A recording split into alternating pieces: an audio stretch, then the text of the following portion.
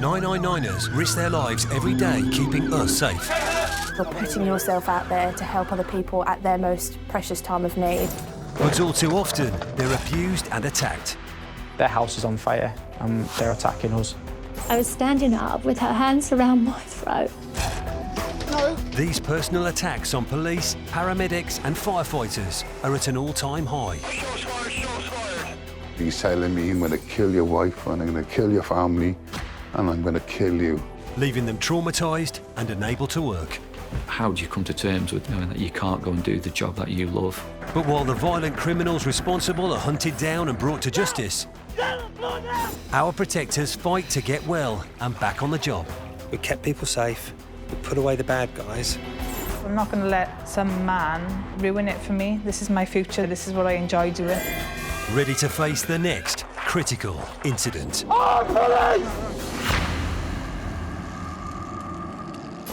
Coming up, Kent police officers risk their lives to rescue a man clinging onto a cliff face. We realised the danger of the situation and the fact that he could fall to his death.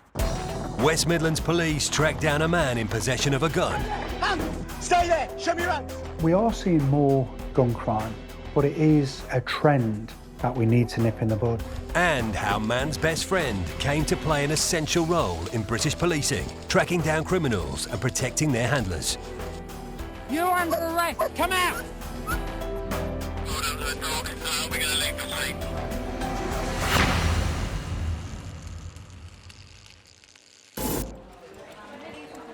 Can all officers start making to the general location, please, to assist with this officer in need?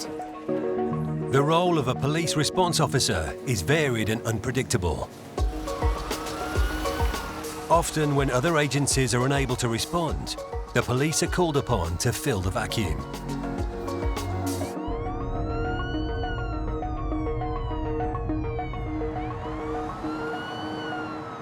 Policing is really complex and you will have different areas of policing dealing with different things. So you'll have detectives working on the more complex types of crimes.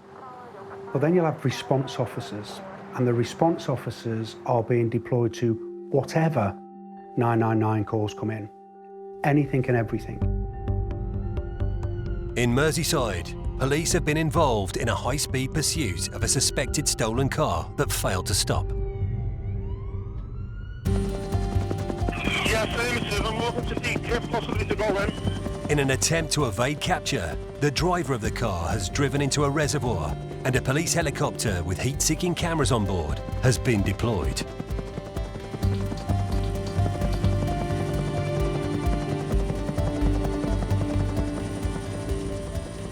Well, just for your info, he's trying to get himself off the driver's window now. As the car begins to sink, the man is seen waving frantically, appealing for help.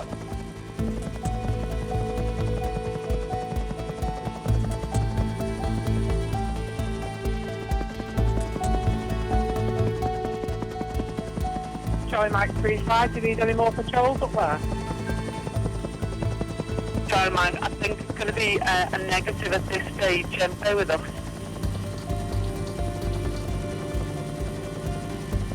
Trying to get out of this, just making things easier for him if you can see what he's doing.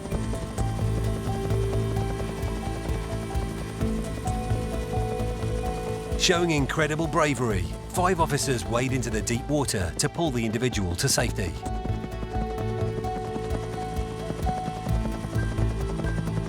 With the vehicle almost fully submerged, the man has to be rescued through the rear hatch.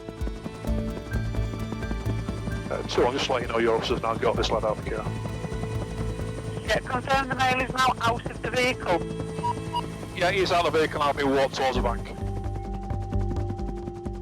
The suspect was later arrested. Thanks to these 5 brave officers, he survived uninjured. Every day I read about incredible acts of bravery. It's not all over the news headlines.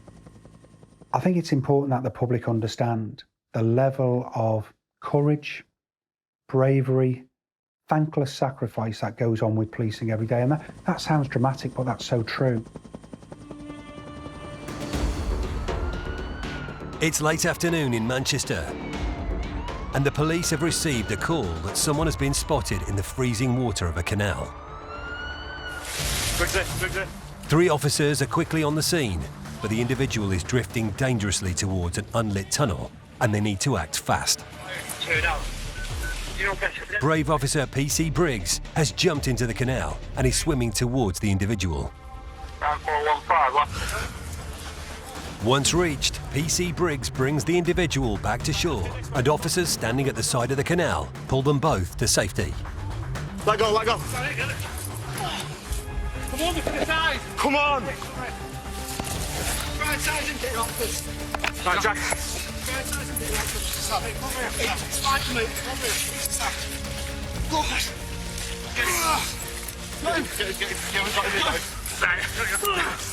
The individual was treated by paramedics before being transferred to hospital to receive further treatment. Come on, mate.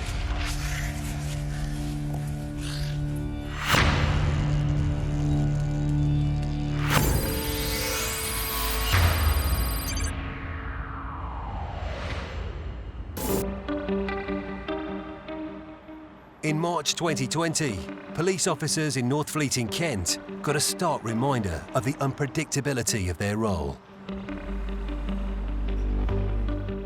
They were involved in a dramatic rescue, which was captured on one of their body-worn cameras. Watching that back, you can hear it in the pitch of our voices as well, when we were sort of getting desperate and we thought that he wasn't going to make it. We didn't really think about it at the time, but afterwards you're like, well, that actually just happened.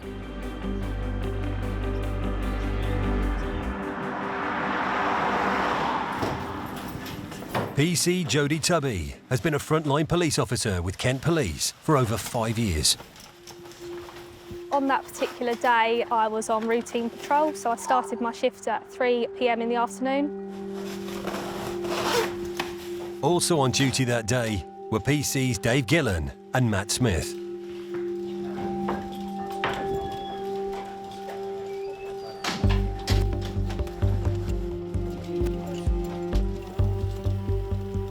We received a call on our radio to say that they'd received a call from a distressed male. Myself and my colleague drove around the area trying to locate the male.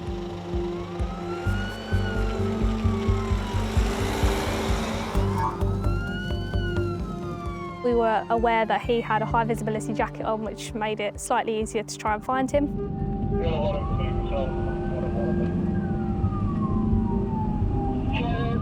Did an area search for the male. We weren't searching for too long. There was a number of us that went to it. The team's search for the man in distress focused on an old quarry, which was now a building site. Our attention was drawn across the valley, or a quarry, to luminous yellow in the distance, and that's when we spotted that the male was hanging off of the cliff face in a quarry. With the man's life clearly in danger, the team had no time to waste. But first they had to access the quarry. We weren't able to get to him from where we were, so I used my knowledge of the local area to try and navigate us to exactly where I thought that he would be.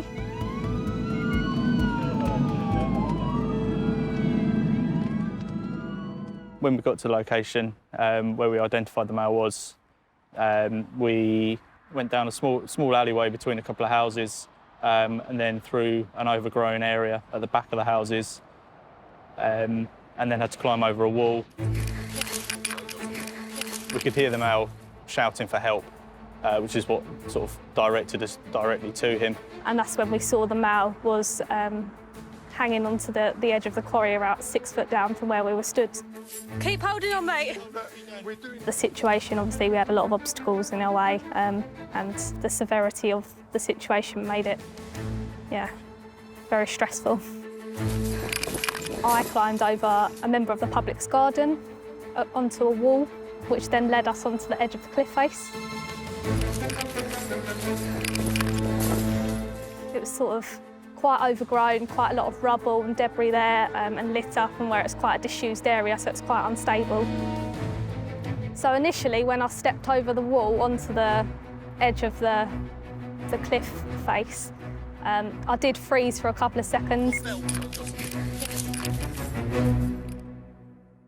I sort of took a breath and realised how high the drop was, how unstable the cliff edge was. I sort of had to clamber over different bits of debris and rubbish, sort of crawl over to the mall. And at that moment, I thought, this is pretty dangerous. It would just take one wrong move or for me to slip.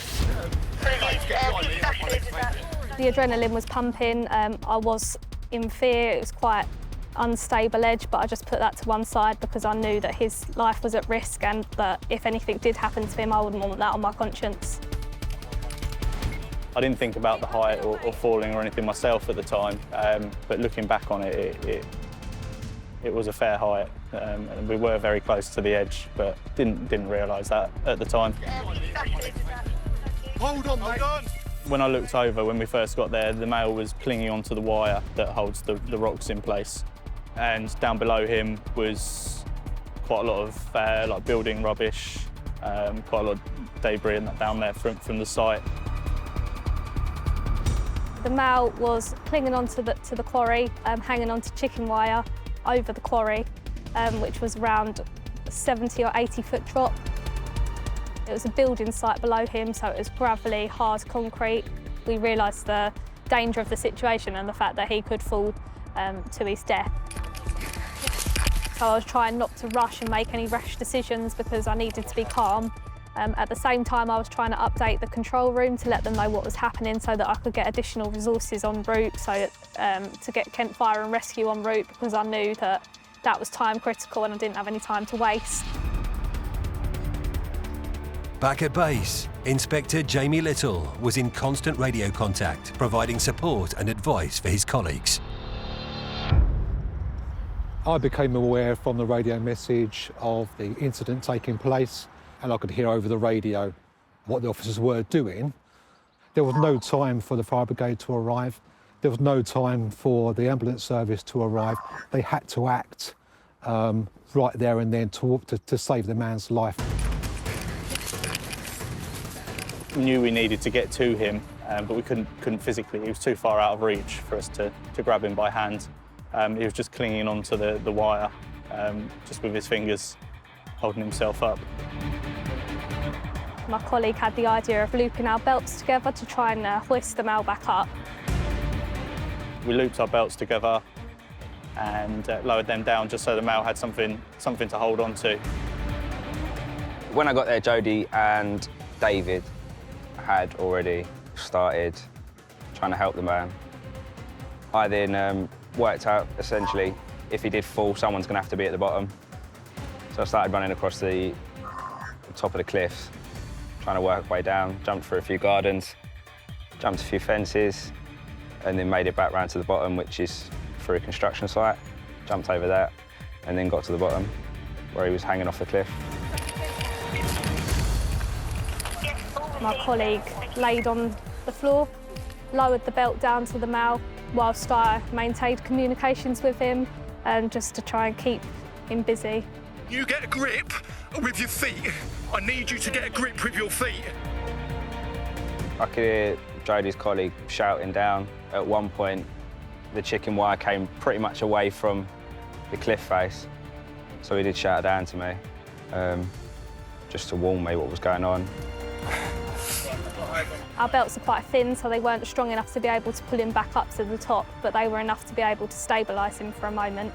I then realised that that wasn't enough and that we was going to have to come up with another contingency because that wasn't working. I need you to get a grip with your feet.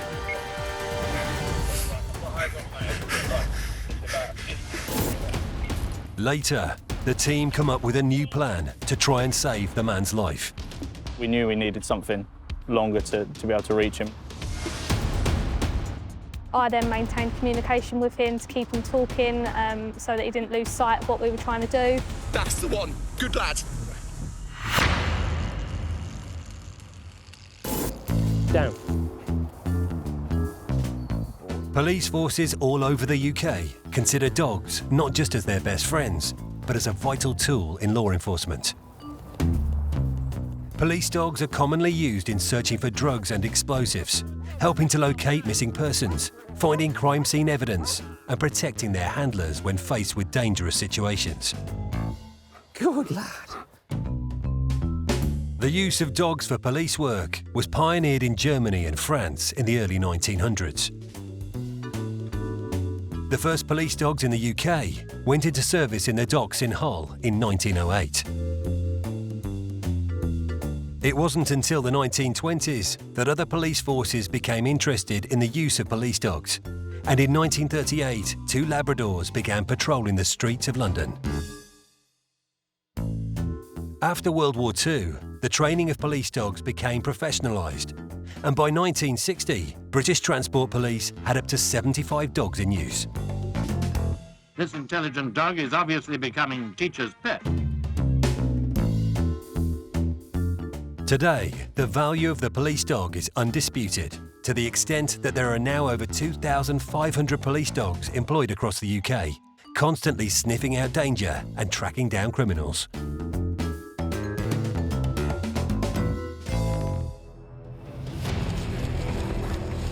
This footage shows just how effective the police dog can be. Police dogs are trained to pick up the scent of suspects from their last known location. The dogs are taught to eliminate other scents and track the criminal.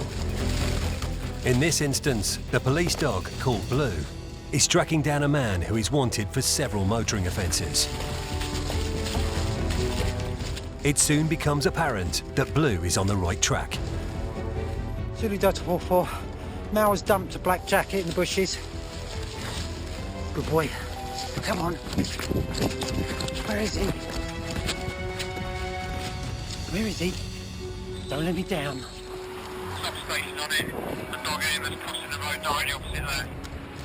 Crossing a busy road, it's not long before Blue has tracked down his target. Right, police officer with the dog! I want to see your hands now! Get up out the bushes! You're under arrest! Come out! If the helicopter is a dog, you're not going anywhere. All right?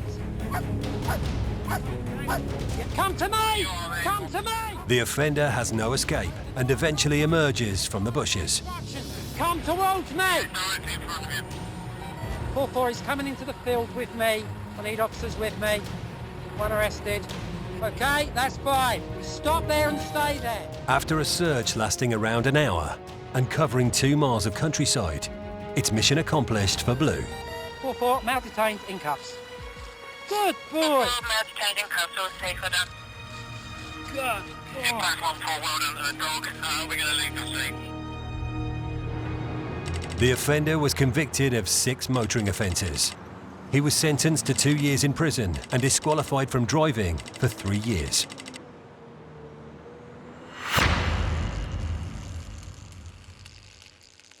Still to come, the clifftop rescue comes to a dramatic conclusion. Get a grip on this now. Put your arm round it. Put your arm round it. If the male had fallen, I doubt he'd have survived.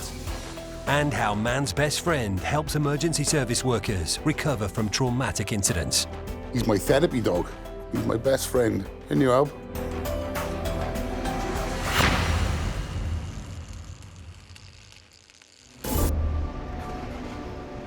Police officers have become accustomed to facing a variety of threats. But one of their worst fears is encountering an armed criminal, particularly if there is a gun present. I think the use of firearms is always in a police officer's mind. You know, we've seen cases where officers have been murdered through the use of firearms, so it's always there. The criminal element who have weapons to commit crime, the risk is always there. Over the past 5 years, offences involving a firearm increased by 27%, and last year there were more than 9,700 crimes involving firearms in England and Wales. Policing itself and the National Crime Agency are all over this. We've made some big seizures of guns and weapons over recent months, and more work is going into that. And the consequences of having a firearm is quite severe.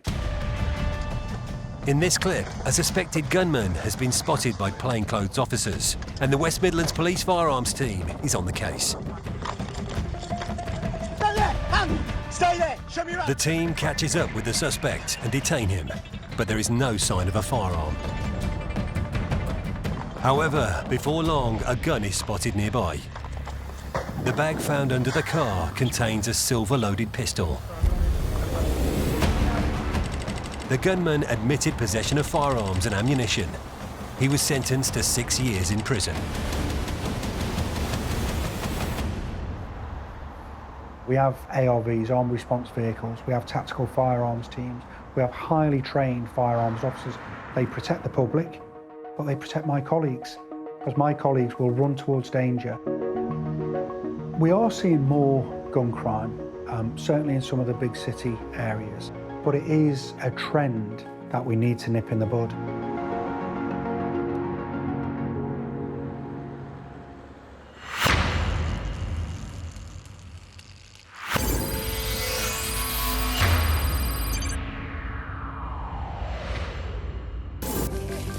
Back in Kent, a team of police officers are attempting a highly dangerous rescue of a man clinging onto a cliff face in an old quarry. Keep holding on, mate. We're doing everything we can, mate. You hold on. Hold on. I've got belts. So far, they've had to improvise by using their belts to stop the man from falling. Our belts are quite thin, so they weren't strong enough to be able to pull him back up to the top. I then realised that that wasn't enough and that we was going to have to come up with another contingency because that wasn't working. We knew we needed something longer to be able to reach him. Luckily, a resident nearby brought out a rope. Right, wait, I've got some rope. So I took that rope and looped it round a tree to make sure it was secure, and then handed it down to my colleague, who then told them how to grab hold of it. I then maintained communication with him to keep him talking, so that he didn't lose sight of what we were trying to do, and just to try and keep him calm whilst my colleague continued to try and pull him up. Get a grip on this now.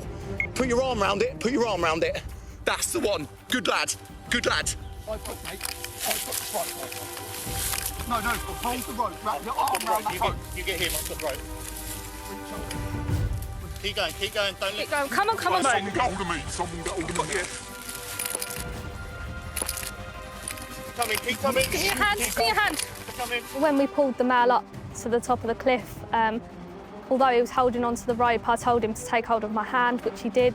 I was then able to pull him onto the edge of the cliff. Come on, come on. When he was brought up, when he was finally up with us, he was just relieved.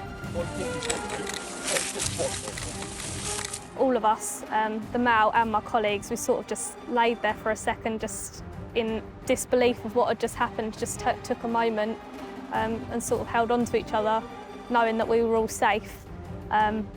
He seemed relieved. He was very distressed. Come on, come on. Well done. Well done. Obviously, it was an overwhelming situation for everybody, but he was very grateful for our help. If the male had fallen, I doubt he'd have survived because of the height of the fall and what was below him.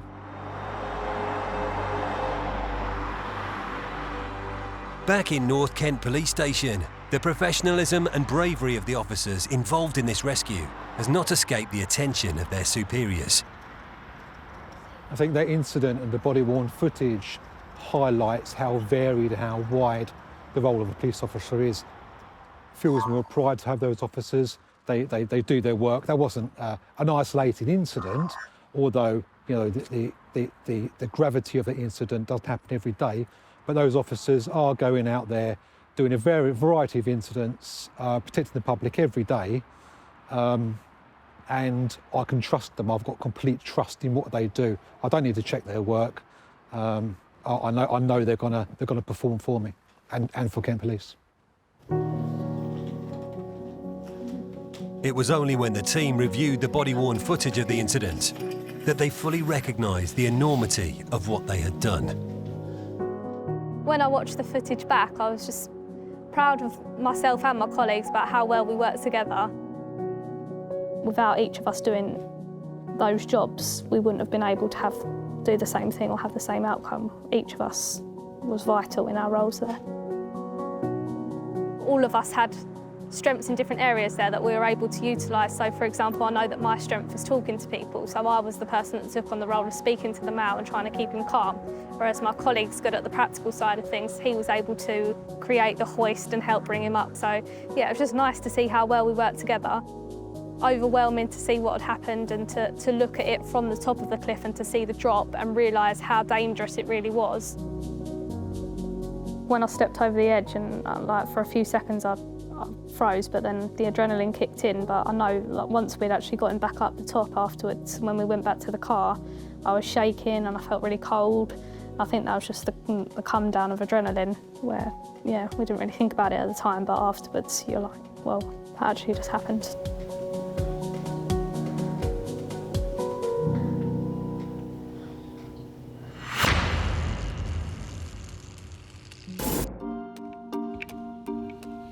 It's not just humans that emergency service workers get called to rescue. In this footage, Shropshire Fire and Rescue Service has been called to assist a horse that has fallen into a trench. The horse, called Jeannie, has been sedated by a vet while the firefighters work alongside animal rescue volunteers to try and rescue her. Just watch. A harness is placed around the horse's body, and when the team is confident that everything is secure, a crane is deployed to hoist Jeannie out of the trench.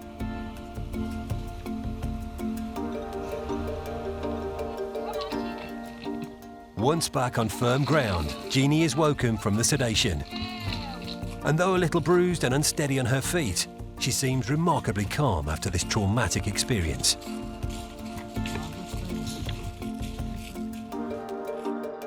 In Wiltshire, police have received a call that a dog has been left in a car for a number of hours on a hot May day. Concerned for the dog's welfare, the police officer on the scene decides to smash the car window to free the dog.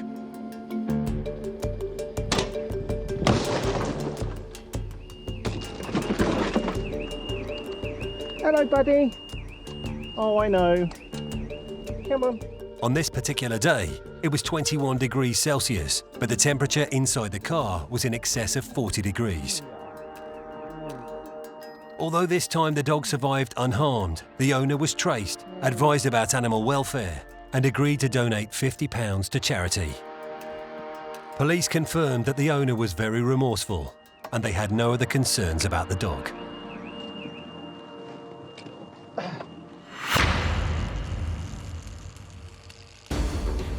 One of the most difficult parts of policing is its unpredictability. Right, come in.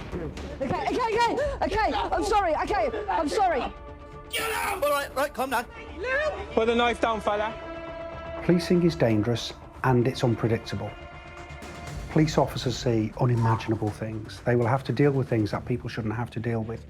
And, you know, despite the training, they're human beings.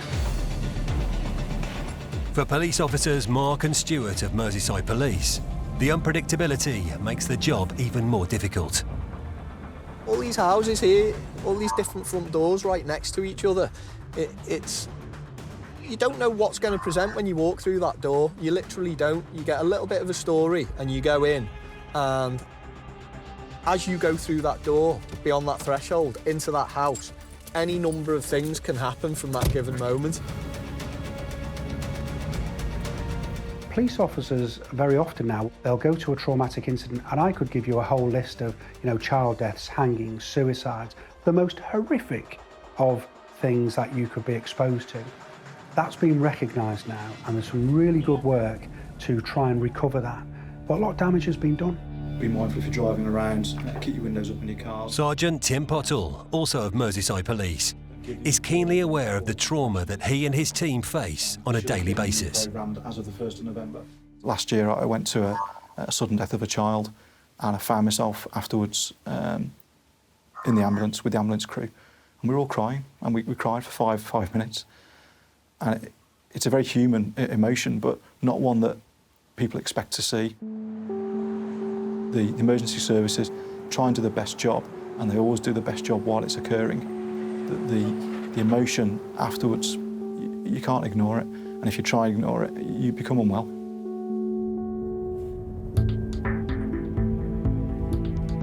Up until recently, we hadn't really acknowledged the psychological impact that policing can have on people. So a number of initiatives have been brought into policing. I think it was recognised some time ago that actually police officers are not robots. They're people and with feelings, and there will come a point where you can only absorb so much trauma. When alcohol is added to the mix, police work can be even more unpredictable. West Midlands Police in Birmingham need to be constantly on their guard when policing the nighttime economy. It can get quite hairy. It comes in peaks and troughs, so it depends. It's the kicking out times around about the 3s and 4s are when it becomes really sort of hairy, because you can have hundreds of people being kicked out of the clubs at one time, and then you've got hundreds of members of the public on the street, and a few too many drinks here and there, and people can, a few little disorders can start, so you have to really be on the ball and keep your eye out for stuff that might start.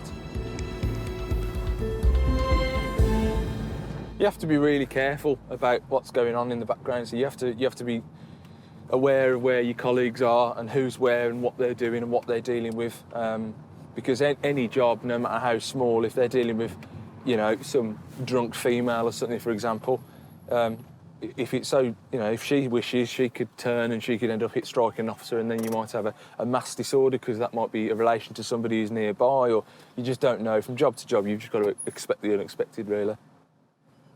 But the fear is, if people have had one too many drinks and it goes off, there's the potential for people to get harmed. Obviously, we don't want that at all. Well, she literally went from being really nice to something. One person who has been the victim of an attack while patrolling the streets at night is Inspector Sarah Sleeman. He's nice. It's Saturday night, and Sarah and her team of officers are preparing to go out on patrol. That female on there was terrible last week. She had to be held. She was still being held down at 5 o'clock. Policing the nighttime economy is unnerving for Sarah because of a horrific attack she suffered in 2015. Because the person who attacked me from behind, I'm very nervous if people come up from behind me, so if anyone does, I have to sort of turn around and speak to them and make sure they're just going to pass me by rather than, you know, knock me in the head again. I obviously think back to that incident and what could happen, so I'm more wary of people, and I act differently now to how I used to. I'm sort of aware that how quickly things can change, because it can go from being, you know, just stood out there to being unconscious on the floor within seconds. Sarah's ordeal began when she was investigating a disturbance outside a nightclub. The incident was picked up on CCTV. As I was walking away, one of the males hit me in the side of the head. And then the next moment I woke up and I was on the floor.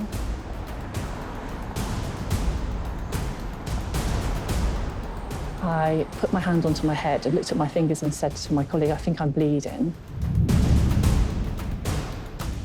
And then she was panicking, and that was making me get more and more panicked.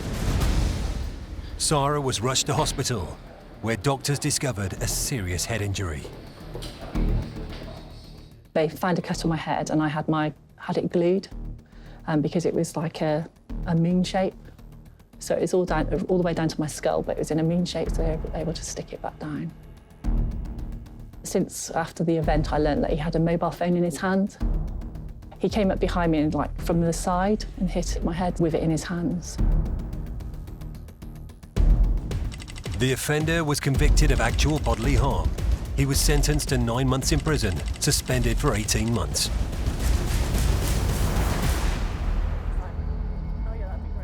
After just a month off work, Sarah returned to the job she loves. And thankfully tonight, she and her colleagues face no serious issues, and the streets of Gloucester are peaceful and quiet. Yeah, it's been good. The people out are really friendly, and we've been speaking to people from students to people celebrating their 50th birthday. So it's, you know, it's a diverse of people out tonight. So it's just been really good and really good fun. So really enjoyed it. When I speak to officers who've been so badly injured, attacked violently, who thought they were going to die, And they were saying, oh, I don't want any fuss. I was doing my job. You don't join the job to be a millionaire, far from it. You join the job to make a difference. They keep people safe, they save lives, they prevent crime, and, you know, that's something to be proud of.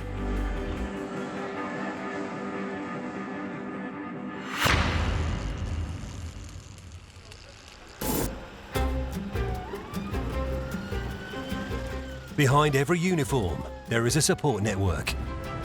And sometimes this comes in the form of a four-legged friend. Meet the dogs who help our emergency service workers de-stress after a busy shift or provide TLC after a traumatic event. Numerous studies are being carried out on the relationship between animals and humans and the positive effect animals can have.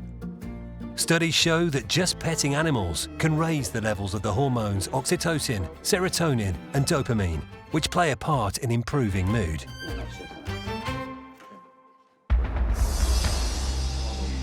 Paramedics Nick and Katie from the Welsh Ambulance Service were assaulted when they were trying to assist a patient.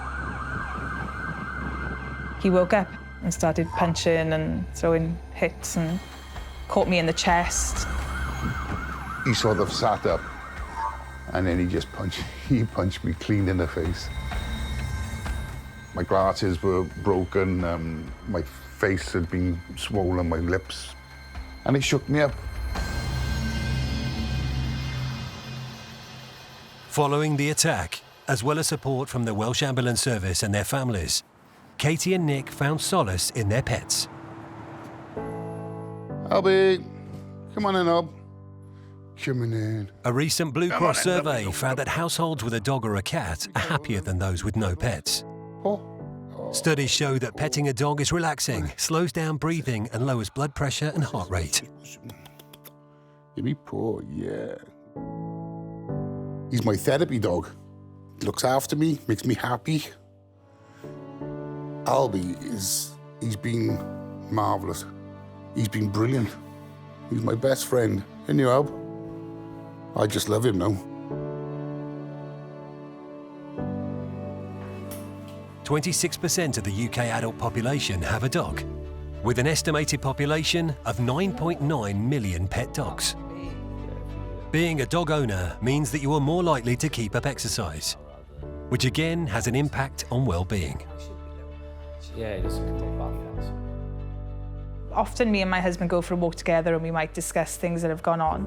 But a lot of the time as well, I'll just go on my own.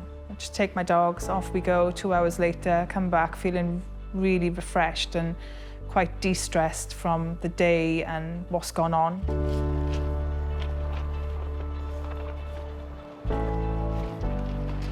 Makes me feel so much better just being able to walk it off. Walk it away, think, put it all into perspective, put it all away and move on. When I was attacked and I wasn't feeling too good, but Albie was here that day and he just gives me all the love and attention that I need and it takes my mind off what was going on. And so, yeah, he's good for me. You know, it's just a lot to take in sometimes when you come home and you may have dealt with a young child's death or something, but Albie doesn't know all that, but he's just there, he just gives me love and I wouldn't be without him now. He's been good for me in more ways than that anybody would realise. Albie is my therapy dog. Your therapy dog? Oh my God, yeah. I absolutely love him to bits. He's so good to me. He's about the only thing that actually likes me and loves me. Someone's got to.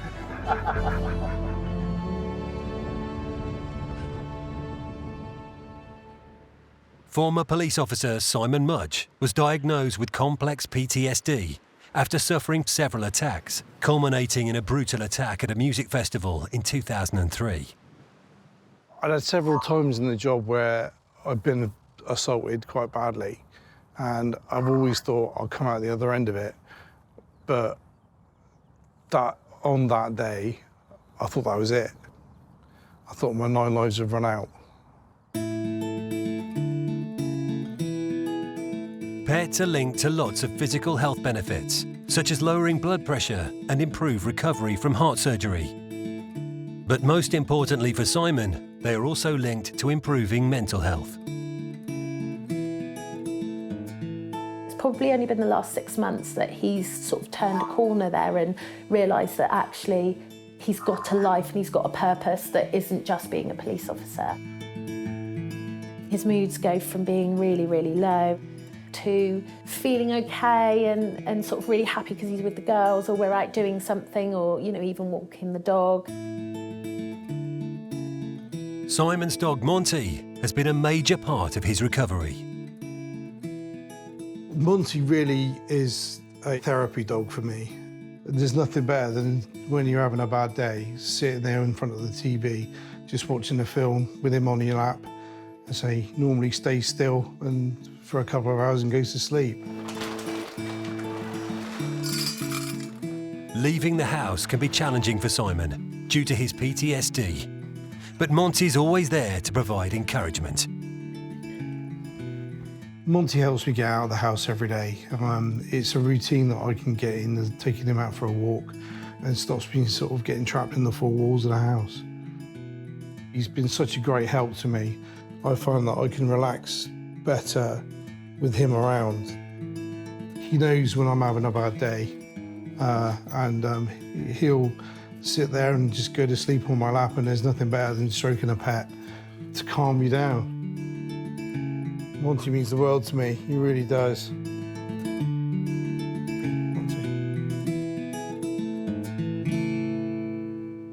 Therapy dogs are regular visitors to the Police Treatment Centre in Harrogate, a charity which provides intensive treatment for injured, ill and retired police officers. PC Claire Bond is recovering from horrific injuries after being rammed by a criminal driver. Today, she is benefiting from a visit by a therapy dog. These dogs are trained to interact with a variety of people. Their job is to help reduce stress and provide comfort to service users. You'd automatically want to hone in and give him a good old, put your arms around his neck and give him a good old cuddle. That's the initial thought when you walk in. And then the kindness that you see in his face. He's just started doing this. Okay. This is his first official visit. Is it really? Yes. Oh, excellent. He's only very young, but he's doing very well. He's learning. And, I know he's got a lovely temperament. So, you know, after a while, what the temperament's like. But we socialise him a lot to go out and into town and things like that to meet other people and dogs. Yeah. And you get an idea from the word go if they're going to be all right to do this. Yeah. They're very de-stressing. You can't argue with a dog and they give you unconditional love. Yeah. You don't have to have anything to say. You just sit here and cuddle, yeah. Yes. Yeah. Yes, you can. Yes, you're a good boy.